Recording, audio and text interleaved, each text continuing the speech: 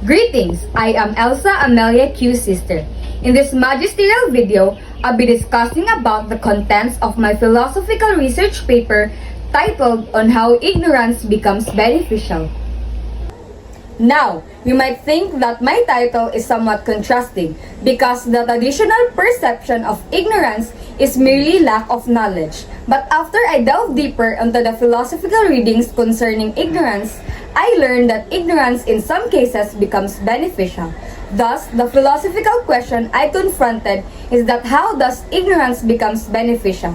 The answer, I argue that ignorance becomes beneficial by providing advantages to individuals. My first supporting point from my chosen philosopher and logic is that ignorance becomes beneficial during instances that it avoids individuals to be informed of false propositions. A 5-line quotation from my chosen philosopher that illustrates the point states that A is pseudo-ignorant of P is misleading as it is unreasonable or at least unfair to declare an agent ignorant of something that is false.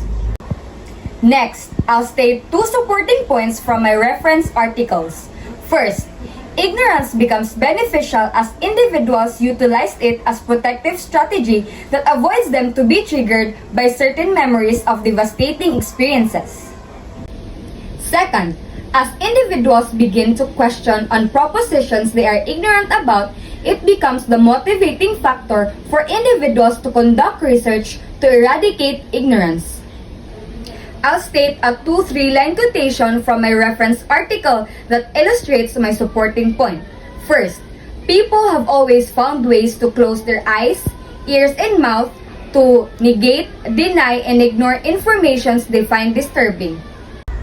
Second, ignorance ought not to be regarded as one huge, structureless absence but rather a varied realm structured by our varying abilities to articulate and pursue questions.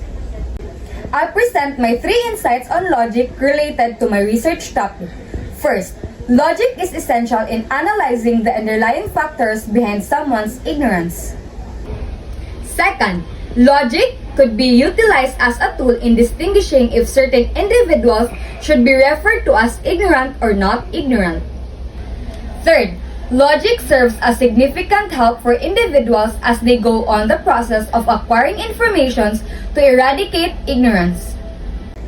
In conclusion, contrasting the traditional definition of ignorance by considering and analyzing its factors, ignorance appears to be beneficial to certain individuals by providing advantages.